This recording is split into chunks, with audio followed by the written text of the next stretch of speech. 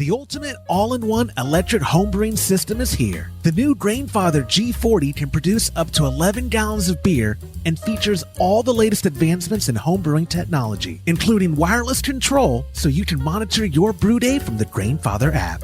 With an innovative new grain basket design that improves workflow, reaching mash efficiencies of 75% or more is easy. The 3300-watt heating element brings your wort to a boil quickly without any scorching, and the large hot plate filter guarantees that no unwanted grain matter or hop trub reaches your fermenter. Every G40 comes standard with a high-powered built-in pump that can handle temperatures over 200 degrees Fahrenheit and a full 3-year warranty that guarantees you'll be able to keep on brewing no matter what. The Grainfather G40 is available now at your favorite homebrew retailer or online at grainfather.com. Today's show is brought to you by Imperial Yeast. You hear us gushing over Imperial Yeast all the time, and that's because their yeast performs for us in every batch that we brew. Imperial Yeast is adored by commercial breweries and home brewers alike. Their pitch-right pouches are jam-packed with over 200 billion fresh yeast cells, guaranteed to deliver flawless, fast fermentations every time. Imperial Yeast strains are grown by a team of pro brewers and home brewers who live to help other brewers learn more and ferment better. Join any recipe receiving tier of our Trub Club and get a free upgrade to premium Imperial Yeast with every recipe kit that ships out to you. Learn more at homebrewhappyhour.com/club and come brew with us.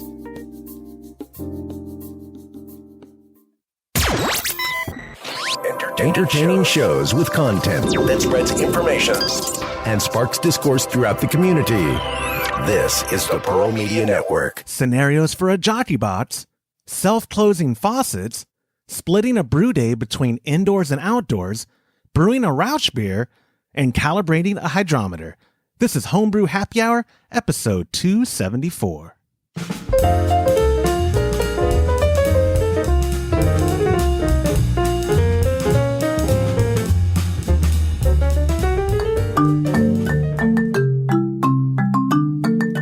Well, ahoy there, and welcome to this episode of the Homebrew Happy Hour. This is the show where we supply the answer to your homebrewing questions and discuss all things related to craft beer. If you have a question you'd like us to discuss on a future episode, go to homebrewhappyhour.com, click on the submit a question link at the top of the page, or now you can call or text them in by using 325-305-6107. I am your host, Joshua Stubing. Joining me today for this episode, some call him the professor of flow control. He is the director of operations. What the hell? I did not get a memo, guys. Y'all got to be a little more communicative. No, that was the point. Tomorrow's April Fool's Day. We wanted to. Yeah. Todd looks like Michael on the booze cruise. He is the director of operations at cmbecker.com, right there on the rear of the boat, Mr. James Carlson, as well as the the founder and skipper of kegconnection.com, port side or starboard, I don't know, boating technology, Mr. Todd Burns. Gentlemen, how are y'all doing today? Did we surprise you, James? Hey, little buddy, how are you today? I feel great. I still haven't watched the show. I have no idea his mannerisms or nothing. God, where did you find that shirt? he does this a lot. Okay. No, the Skipper skipper. He was always grabbing his hat in like every episode. James, I sourced this shirt like 2 months ago, and it took a month and a half to get to me because it came from some textile factory in Pakistan or something. Oh, yeah, I could have wore a bow tie T-shirt. We know. Flick my hair to the side. No. I had two approaches to it. One approach was let James in on the secret, and we'll do it all. I told Todd, or we surprise him and see how long it takes for him to say something, and it took you 0.4 seconds. Well, it's obvious. Please. Yeah, I know. Did you not? When you joined the Zoom call, Todd's shirt looks relatively normal until he puts on his hat.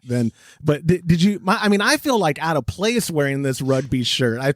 I figured you were on to me from. Well, you didn't have your god awful cap on this when we were doing the before we connected, and I was like, "That he's not going on the show without he's not going something bald. on his hat." Yeah, he's not going bald.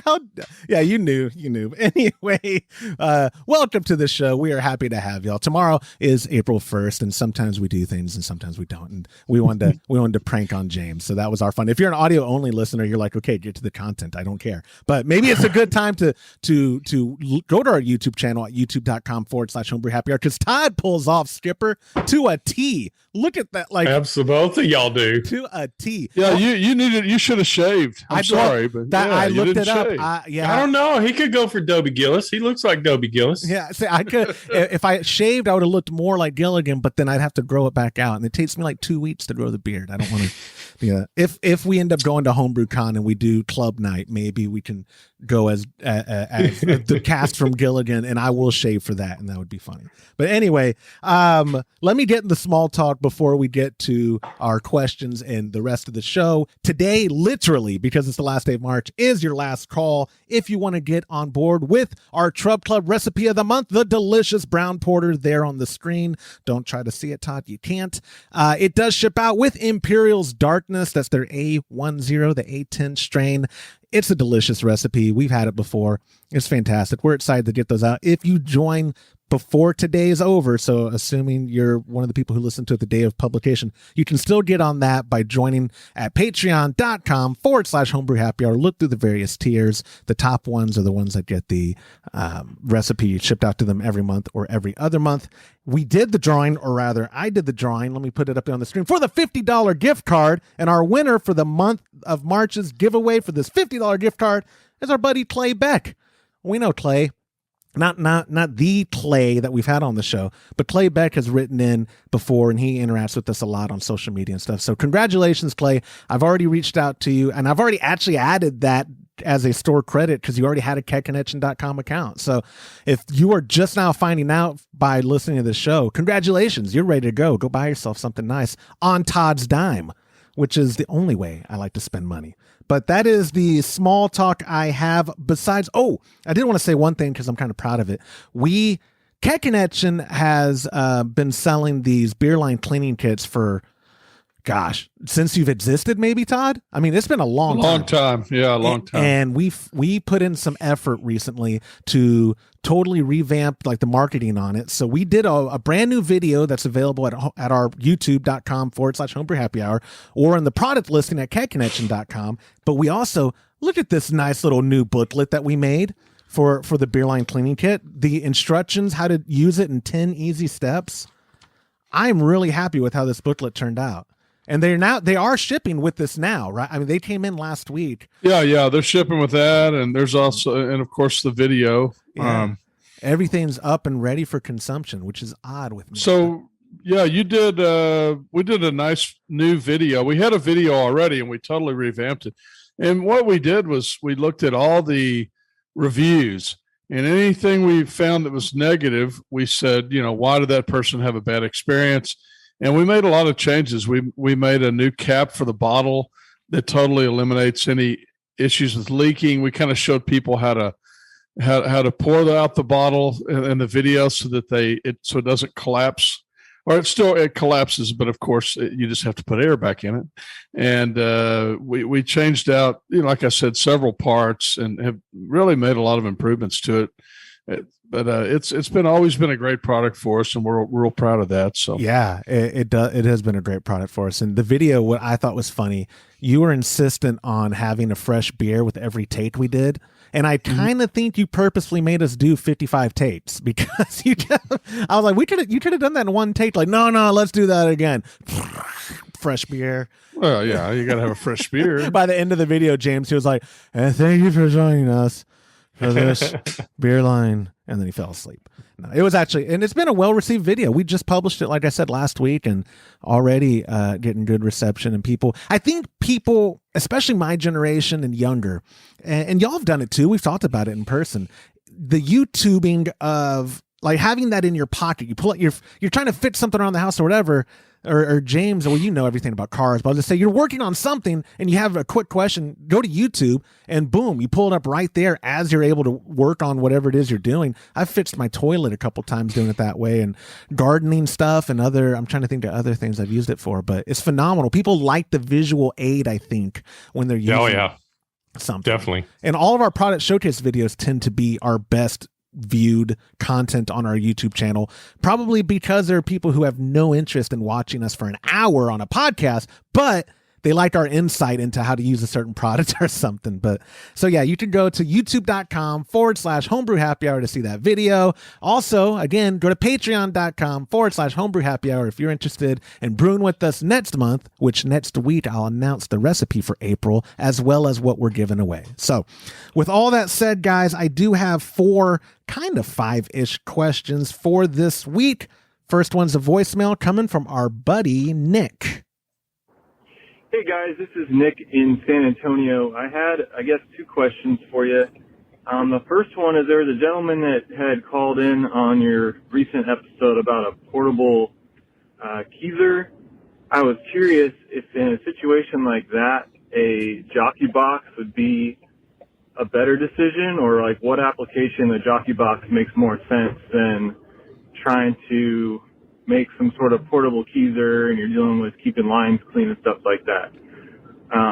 My second question is more, relevant to my situation. I have a daughter and have some younger children around the house, and we have a kegerator. One of them recently got to the kegerator and pulled the tap and basically gave themselves a shower of, 38-degree beer. And they weren't too happy about it. And then obviously the taps that I have, they don't spring back. So I didn't know if CM Becker, if there's another manufacturer that makes some sort of tap that springs back, so when you pull it, it doesn't just stay open. If y'all know of anything like that, that would be super helpful, just in case little ones get their hands on it again. Thanks again, guys. Keep it up. Bye. Let's take his first part about the Jockey Box, the portable thing, and I'll throw that one to you, Todd. Instead of a portable kegerator or dispensing in a scenario for a Jockey Box, I think you'd probably say Jockey Box is the most applicable or the most common for implementing beer on the go. Yeah. Jockey Boxes are great. There's really 2 kinds. One uses a plate chiller, and the other one uses a coil chiller. They actually both work really well. With a plate chiller, you really need the beer to be cold. With a coil chiller, you can actually serve warm beer because you got a lot more area that the beer passes through that's cold, so it chills it on the way. I actually don't use either one without chilling the beer. I just like to keep the beer cold, so it's but it's not absolutely necessary with a coil.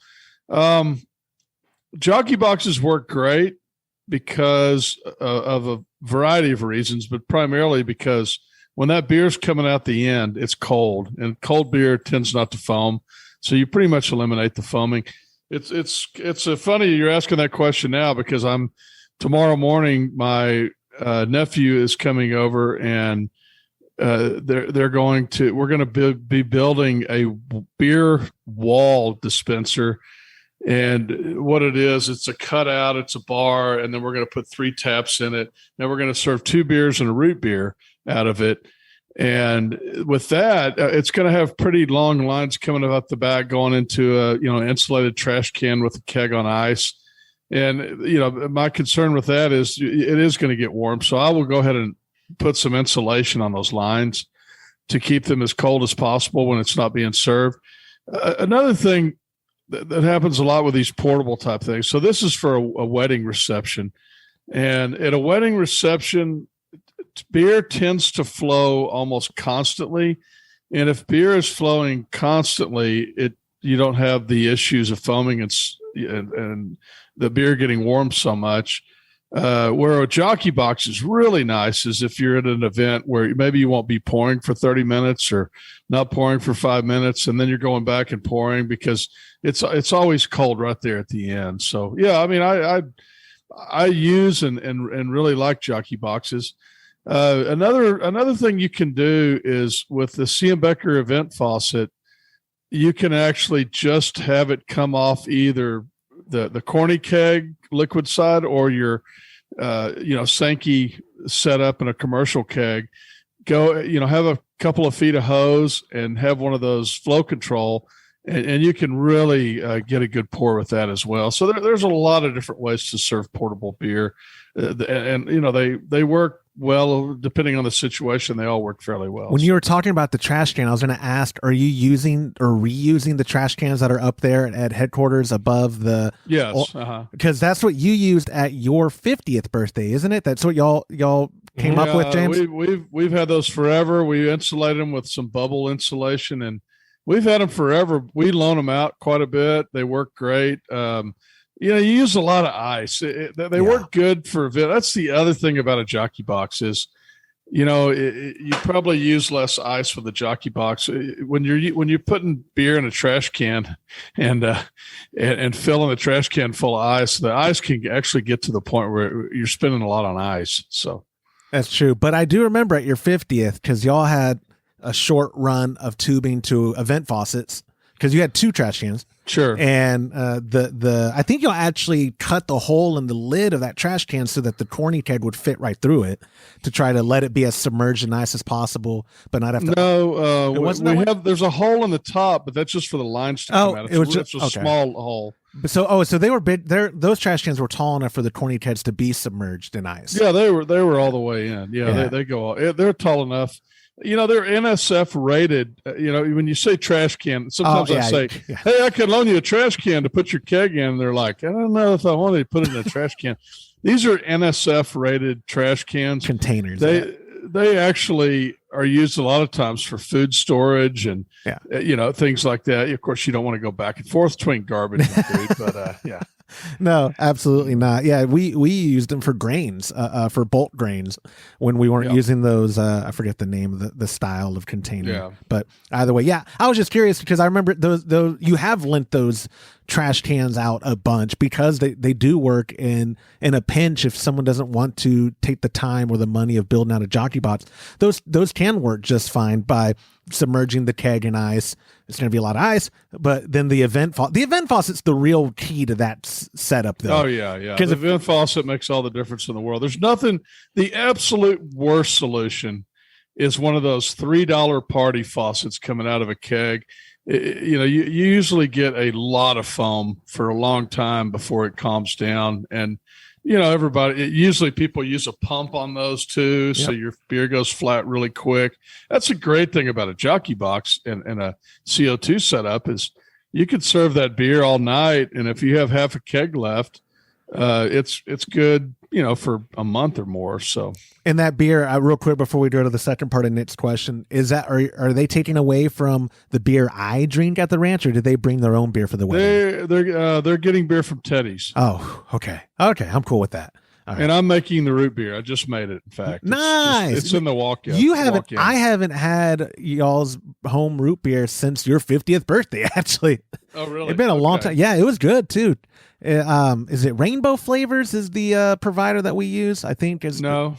No, it's not Rainbow. It's R. What is the name of that? It starts with RB. RB flavors. Yeah, they're delicious, by the way. But anyways, James, I'm going to throw the second part of the question to you, if you don't mind, talking about, we call them in the biz, because I'm in the industry. He's referring to self-closing faucets.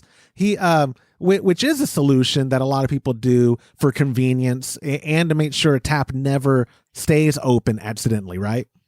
Sure. And that C. Becker event faucet just happens to be, it's self-closing.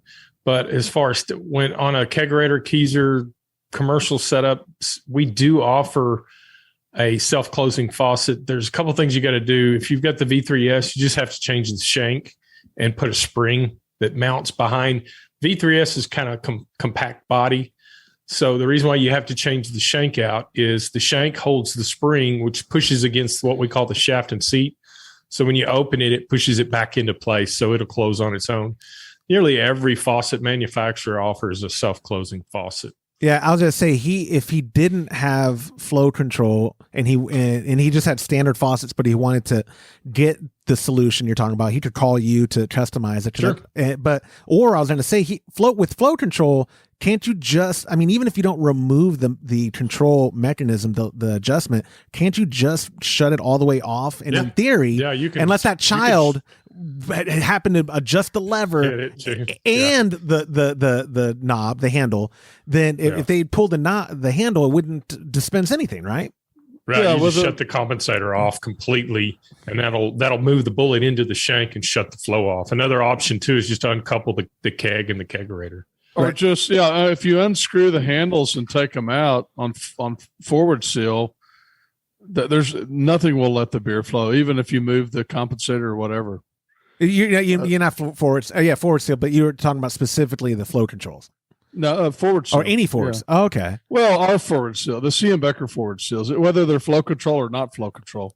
Okay, I was going to say, do all manufacturers of forward seals work that way too? I don't know. I don't know either. I don't know. St. Becker's does. I know yeah. Well, that's why I was trying to clarify as much, because I don't want someone listening picking up their NutriTap and then making a mess and then calling in and blaming us. Well, yeah, I mean, you could call in and blame us. I did that 2 weekends ago when my nephew was there with a bunch of his friends. I have 9 beers on tap. I took all the tap handles off and put them in a box and put them in my safe.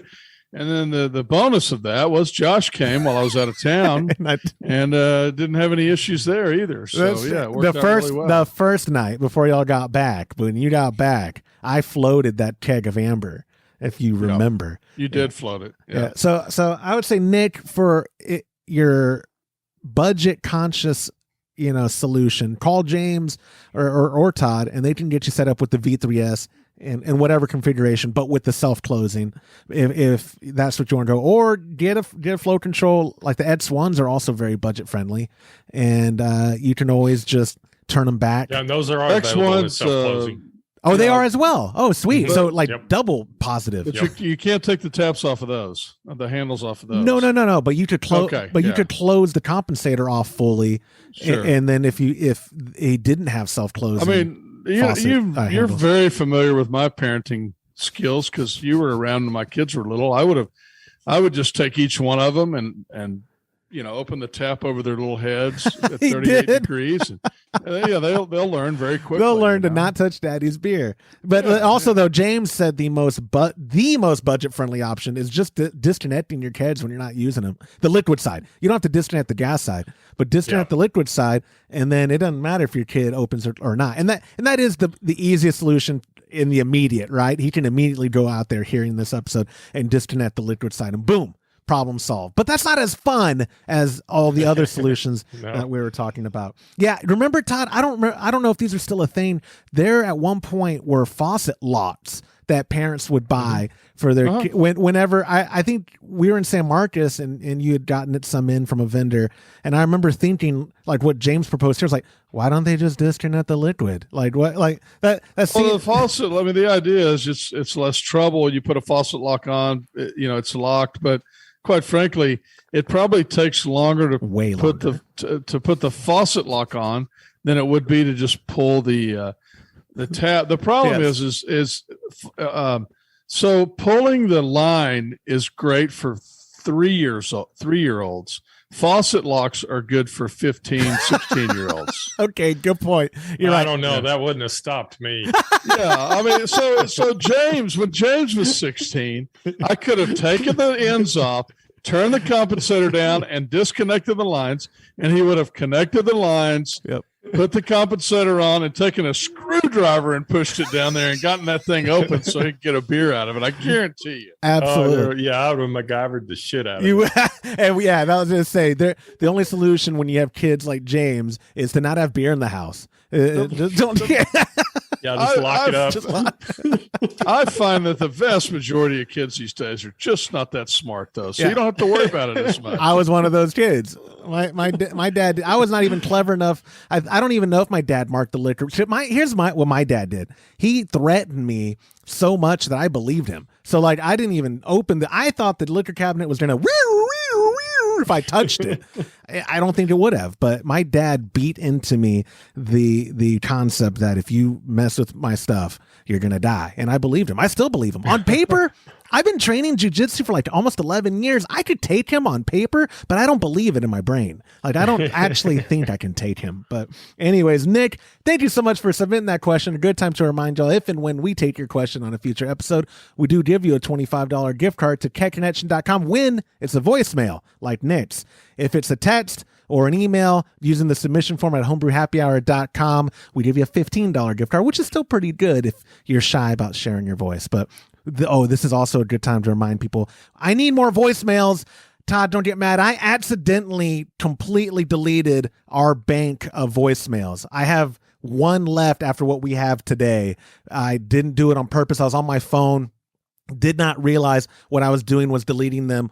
I thought I was archiving them to a folder, and it totally got rid of them off of our entire Google Voice server. So what I don't have next week. Right. What about all those poor people that bothered to leave voicemails? I do feel bad. Well, ask them to. Well, I'm asking them again to please call in again and leave them, because I only have one in the bank that I happened to download to my computer before completely deleting every single one we have, and text messages too. If you texted me, I had your name at one point, I don't. I basically have a fresh install of Google Voice now, so it's not the worst thing, but it's pretty close. Anyway, I might edit that part out so I don't look stupid.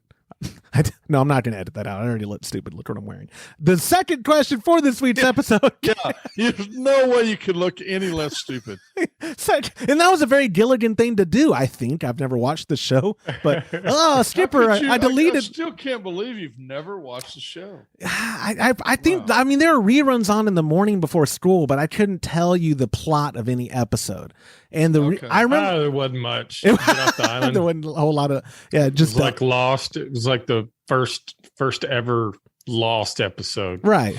But they did have some wicked technology they made on the island, despite not ever getting rescued. Like, it was impressive from what I've seen the clips of. Anyway, second question was a text message from our buddy Carl using our hotline at 325-305-6107. He wrote, "I know propane burners indoors is a bad idea. What about the rest of the all-grain brewing process? It's okay to mash and sparge indoors? It gets very cold where I live." Propane burners inside, general consensus, is a bad idea, right? Yes. You don't want to burn your house down. Google propane takes exploding in house. Wait, what is it about being in the house that would make them explode as opposed to outside? If you get a leak, then it's contained within the house, and then when you spark it, there's a fireball. No, I am not gonna YouTube what you just suggested. No, thank you. I don't need that kind of trauma in my life. Yes, we all agree indoors is, but mixing it back and forth is not uncommon at all. In fact, if y'all will remember from years ago, one of our most popular videos using the cooler brew, we split it up between indoors, outdoors. Y'all used the propane in that garage area and got the strike water up to temp, put it in the mash tun, and we mashed indoors for the hour. It kept temperature well in there. It was more comfortable inside because I think it was a summer day. And then we sparged indoors, and we took the wort into the kettle and then boiled outside. So it's perfectly okay to split it up like that, right? Yep. There was no heat inside, so. Yeah, at the time. Well, and we didn't. I guess we could have used your stovetop, but I think your propane burner is just so much more efficient, isn't it? Yes, yeah, it's a lot faster. At the volume, we were doing a 10-gallon batch. How long would it take if we were using that kettle on your stovetop, assuming we could get it on your stovetop out there? A long time. It would have taken a long. Yeah, I like Carl. I mean, it's short and sweet, but it is good to let people know, because we do have a lot of new or brand new or just getting interested in brewing people to know that safety's first, guys. Don't, for the sake of convenience, right now it's getting warmer where we live, so brewing outside might actually be uncomfortable for us because it's going to be too hot, but that's still not an excuse to take your propane burner indoors and risk it. At that point, electric brewing's where it's at, in my opinion. Yeah. That's why, absolutely. I mean, and y'all have switched full time, or at least 98.9% of the time, to electric brewing. Do y'all ever have the desire to go back to gas brewing and outdoors? No. No. You remember Big Bertha was on propane. We had I didn't remember 300,000 that. BTU banjo burners, and we'd go through 10 gallons of propane in one brew session. Shut up! What was that brew day?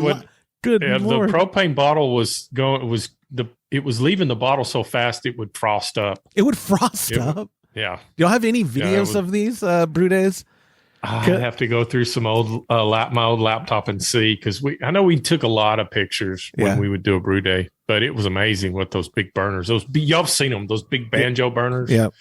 And I have several of them. I'm always impressed when I see, like, Blickman is the one that comes to my mind. They always have a gas option for their 3-vessel systems. And I always wonder, like, even in the 30-gallon, who are these people wanting to use it with gas? Like, what is their setup? How expensive is that adding to the brew? How much cost, rather, is that adding to the brew days? Seems like a lot. Back then it was kind of high, but we had to have special regulators for those. Those were the biggest burners I could find online at that time. And the 300,000 BTU burner, I want to say they were 10 or 12 inches in diameter, just hundreds of holes, and had a big old air intake. Yeah. And I'm not lying. By the time you heated up the sparge water, and by the time you're finished boiling the wort, we would go through almost 10 gallons of propane. Yeah, I figured out it probably costs somewhere between $10 and $15 every time I heat up my hot tub. Oh yeah, because it uses propane, right? Yeah. So if I had natural gas, it would be a lot cheaper. Better. So it would probably be cheaper to brew with natural gas than electricity, but it's certainly more expensive to brew with propane than it is electricity. And I didn't even think. I mean, I just assumed those gas versions of these brewing systems were intended for propane. Are you suggesting some people have natural gas hookups that they use instead? Yeah. Oh, okay. Sure. Yeah. It just has a different orifice, a different size hole. Yeah, basically. Yeah. Oh, I'm gonna clip you saying orifice and hole, and see if we can get some more 1-star reviews on this podcast. But anyway, Carl, thank you so much for submitting that question. Moving on to question number 3. I got another voicemail. It's our buddy Sean. Hey, Josh. This is Sean out in Virginia. I just got done listening to the Texas, or the last episode about the fires in Texas. And if it turns out that the next recipe club is at Rauchbier, I guess we'll know that the fire got a little too close. In all seriousness, hopefully everything went well, Todd. You and the family are okay. Obviously praying for you guys. That brings up my question. So Rauchbier is popular in certain parts of Germany, but if I want to do my own Rauchbier at home, what's the best way to go about working with my malt to get that type of character? Appreciate it. Love the show, guys, and thanks. Great question. I had to include, I almost texted him to be like, how dare you? I mean, we don't joke about that, but I couldn't, because Todd knows we joke about everything. If I had made that joke, someone would be like, the nerve of this guy to make a joke about, people's property burned. Yeah, if my house had burned down, it probably would have taken me till this episode to joke about it, right? Easily. Oh, yeah. When you or I, I won't even go there. But yes. Anyways, Sean, it is a good question. James, you're the only one of us who've made a Rauchbier. Yeah. and you're chuckling. Why are you chuckling about it? Because it didn't come out very good. It was terrible. Well, they actually have a smoked malt that you can use to recreate that a smoked beer, a Rauchbier. Is that what you would recommend? I have absolutely, yeah. Okay, I found that as well through More Beer, and the link is in the description below or in the show notes if you're listening to us on one of the many podcasting apps. But I looked for a recipe kit on More Beer for Rauchbier, and they don't have any, but they do have that Rauch malt. So that Rauch malt is pre-smoked. Is that the term I'm looking for? Yeah. It's smoked. It's smoked, right? Now, when you made yours, were you attempting to smoke it yourself? I forget the whole process. No, we had some of that in stock, I believe. So I used what we had on hand. So I know I've had beer in Texas, mesquite. Anything smoked mesquite is popular. And I've had a mesquite beer before where the guy said that he basically just took wood chips and took some malt it was already roasted malt, but he just put it on and cooked it a little longer with a lot of smoke going over it to get the mesquite flavor, and it was good. James, what beers. is the base style of a Rauchbier? I know nothing about it. Like, what would you compare it to if you didn't have smoked malt and you just brewed the recipe straightforward? Would it be a Bock? Would it? I mean, is it a lager? Is it an ale? I don't know. There's different ones. I mean, like most common, like what were you when you were brewing it? It's an ale. It's a lager. That one was an ale because at the time we didn't have the ability to lager. Yeah. Okay, see, because like I said, I know nothing about the styles. Where I wonder, and if this is a totally stupid question, then I might edit it out. People when they drink whiskey, Todd, they sell those little smokers for one. So you pour it and you cover the glass with it, and it does its thing, and then you're done, and you enjoy smoke infused whiskey without like buying it off the shelf or whatever. Could you not? I've never heard of that. Oh yeah, it's super popular with whiskey with people. Yeah, I'll put that link in the show notes too. People using these smoker things that kind of cover the glass, and then it like I said, it infuses the whiskey. Do you think you could use one of the, like you could just pour, like let's say the base beer is similar to an amber ale. I'm making that up, guys. I'm admitting I know nothing about Rauchbier. Is it Rauch? How the hell? I don't even know how to pronounce the word. That beer, Rauchbier. I'm wondering, could I not just take one of those smokers, like pour my amber, cover that, and boom, it's a amber Rauchbier. I'm not trying to sound lazy. I'm just saying I don't know the appeal of it. Like smoked, what were you thinking when you made it? Like, does that y'all like the smokiness in a beer? I had never had it before, and I just thought I would try it. But like I said, it didn't turn out very good. I did the one buy, we had oh, sorry. No, it's all right. I was going to say was able to find some German Rauchbier at Total Wine and More, and I couldn't stand it. So I gave everything I bought to Todd. And did you like it, Todd? But, you remember, James, we had one that we both liked in Nuremberg. Up on the top of the hill, close to that place that Michael used to stay. We had one there, and we both agreed that we liked that one, but it was very light. It wasn't overwhelmingly smoky. It just had a little bit of smoke flavor to it. So right, yeah, I think I remember that. Yeah, I mean, to be fair, you were kind of drunk, but yeah, I think I can remember it. Well, I'll say that was. I'm really making that up. Yeah, that was the year I was not with y'all, correct? Because I don't remember that at all. No, I don't think you were there. Okay, I'll say when we went to Nuremberg, I mean, I remember drinking. I just don't remember there being Rauchbier. I do remember the Glum wine or whatever, the hot wine. Glum wine? Yeah. Glum, yeah, that's good. That was delicious. I'd rather talk just about don't take a breath when you hold it up to your mouth. Yeah, that hurts. Yeah, you will cough. But yeah, back to the Rauchbier. I wish I could help you out better, Sean. Like James said, I think that was the one you scorched the grains on. Why it ended up bad in the grain father? I think so. Yeah, right? There was no. I had stuck circulation, and the element is, spot welded to the underside of the pot, and it scorched the sugars. It burned it, and so it just ruined it. Yeah, I think so, Sean, obviously use the Rauch grain, the malt for it is your best bet. And on Brewer's Friend, I looked it up on the tablet over here. There are a ton of recipes. So, go get a highly rated one, or go to Homebrew Talk. They have a ton of recipes too. They might share the same database actually. I think that I think it might be. I would try to start out on the lighter end. I think one of the things people do is they're like, I'm going to make a smoked beer. I'm going to make it smoky. And it's something that's good as a nuance, not necessarily as an overwhelming flavor. Yeah. Yeah. It's less is definitely more when it comes to this. Yeah. And I don't even want to offer an opinion because people are going to go, well, all you drink is Kolsch anyway. Yes, it is. And I'm going to do a smoked mesquite Kolsch for Josh. Please don't. Please don't. Every time that's what I'm doing. I'm doing a smoked mesquite. It's me. I've complained on here before that Reddit doesn't like me, and every time I post, they don't like me, and my ideas are terrible. Blah blah blah. But I feel like every day I go on the subreddit for home brewing, there's some post like rate my recipe for this fruited sour Kolsch, and I downvote it. If you're wondering, if you're on Reddit and you post something about a fruity Kolsch or this or that, and not like the natural, because some Kolsches have natural hints of fruitiness in them, and that's normal. That's in style. But they're talking about adding tons of puree and this, and I'm going to actually use this strain of yeast.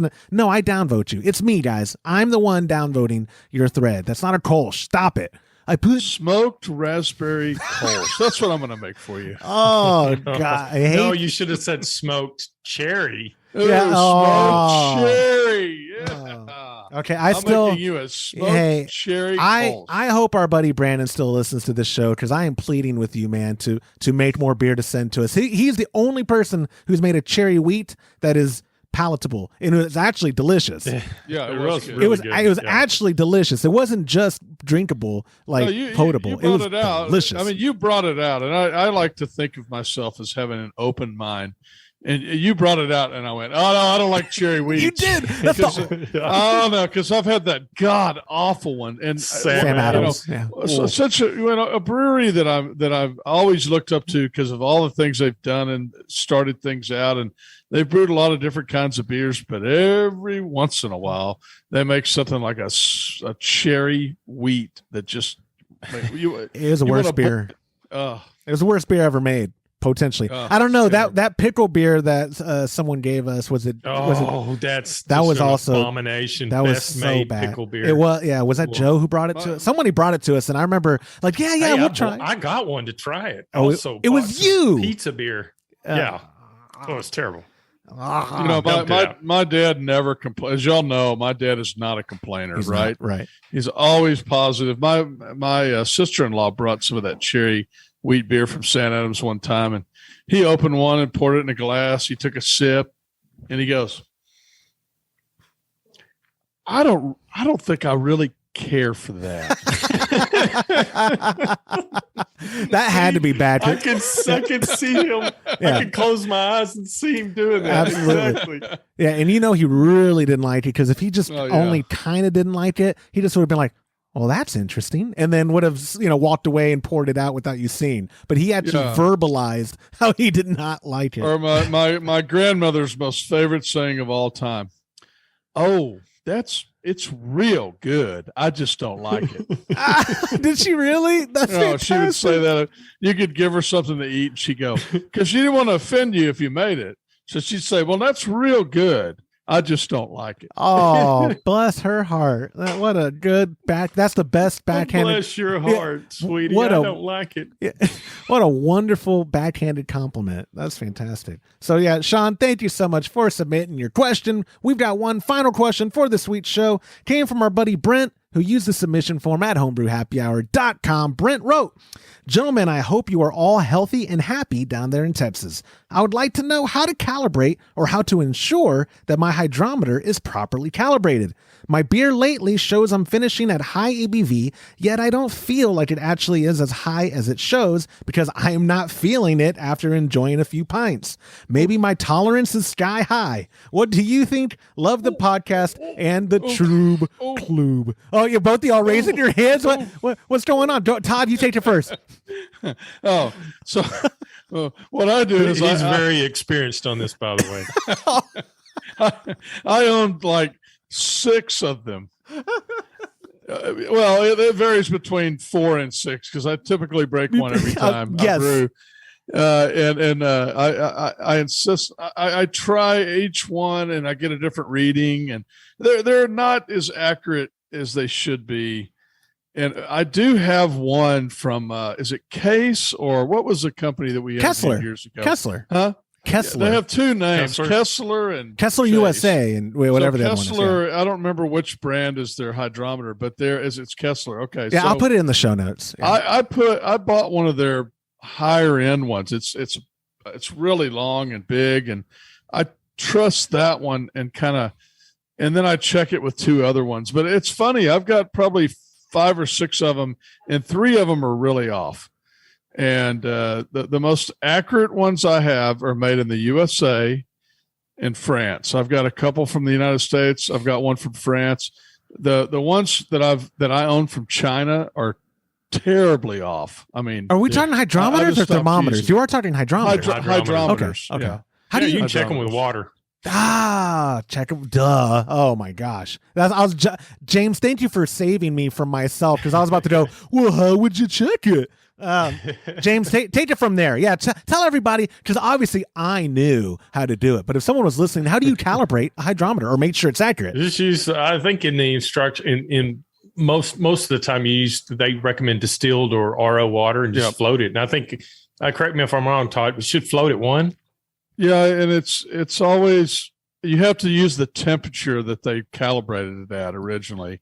Yeah. And I don't know. Kessler includes that in the instructions. I thought it was 0, but maybe it is 1. I don't remember.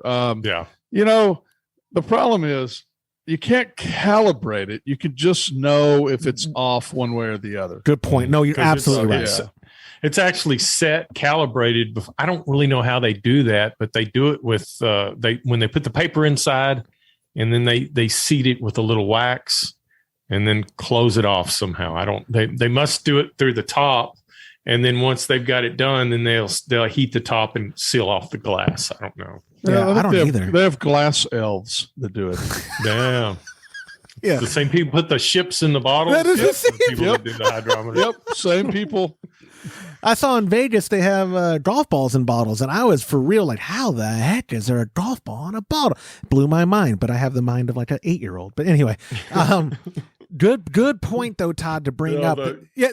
Whoa. My grandfather. This is only good for YouTube listeners. My grandfather used to do this trick for me. Da da da da da da da da da da da da da. Blew my mind till the day he died. And that was only like 8 years ago or 10 years ago. But anyway, that's hilarious. That is a good point to bring up though, Todd. With these kinds of finite things, you cannot calibrate them per se. You just make a note of the difference between what it's showing and what it actually is. Because thermometers are the same way too, right? Analog thermometers are the same way, where you might get one and it shows 204 or 205, but you're boiling, like full-fledged boiling, like, well, I must be off, and here's what I need to make a note, that it's a differential of +7, or would that be -7 or whatever? Yeah, so not necessarily analog, but glass thermometers that are sealed. So if you've got an analog thermometer that is like the metal one with a glass plate, usually there's a little wrench flat in the back, and you can calibrate those by moving it left or right. Okay, I had no idea. Look, James is showing it up on the screen right there. Yeah, the adjuster. Oh, nice. Okay, so sometimes you can just take a wrench on this part right here, and then you can turn it. It'll move the dial. If it does not have this, you can adjust it with a wrench and turning the face and adjusting it that way. Very nice, but. Yeah, so with Brent's question regarding the hydrometer, there is no solution of adjustable like that. You just have to make note of the difference, correct? You're right, little buddy. You're right. I'm glad you snuck that in there at some point in the episode. In doing it with water is the best. You don't need to get another hydrometer to be able to compare, because with this you can test it with what it shows with water. Distilled water is what I believe most instructions say, but I think you're right with RO. You know what? If you don't have RO water, all you've got is tap water. Go ahead and try it with that. Now, I'm like Todd. I don't know if it was supposed to read 1 or 0 or what, but you'll know when you put it in water, when you float it in water, where it needs to be.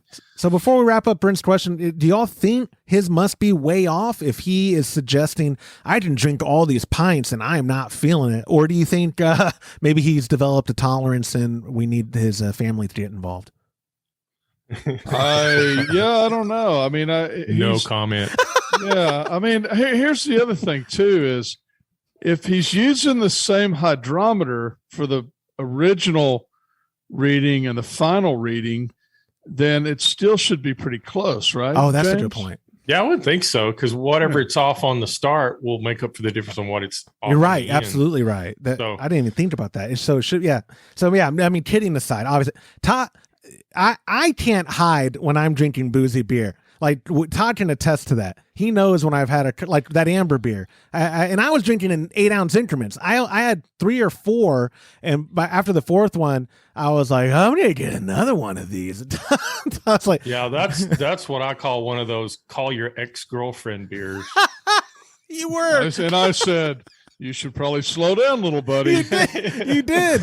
You warned me. I was like, you know what? We're moving on to whiskey too. Let's do this. Let's do the whiskey now. Yeah.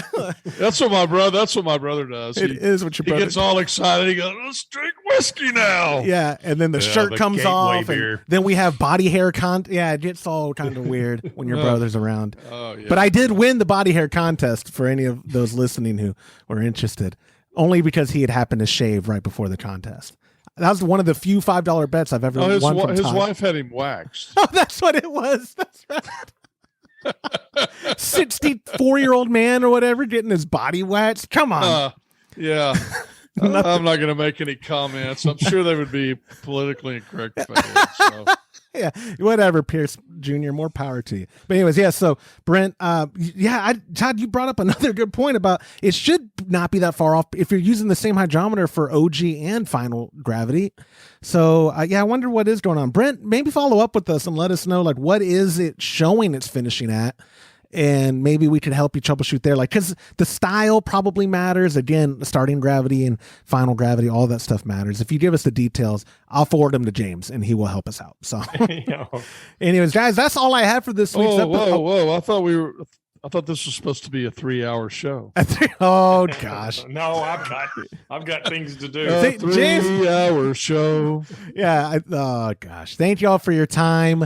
Enjoy the rest of your week. I'll talk to y'all soon. See ya. And that will do it for this episode of the Homebrew Happy Hour. If you have a question you would like us to discuss on a future episode, go to homebrewhappyhour.com and click on that submit a question link at the top of the page, or leave a voicemail at 325-305-6107. Brew better beer with the new Grainfather G40 all-in-one electric system, available at grainfather.com. Also, get a free pack of Imperial Yeast with premium recipes from us when you join our Trub Club. So go to patreon.com/homebrew happy hour and come brew with us. On behalf of Todd Burns, James Carlson, and the Pearl Media Network, I'm Joshua Stubing. Thank you for listening.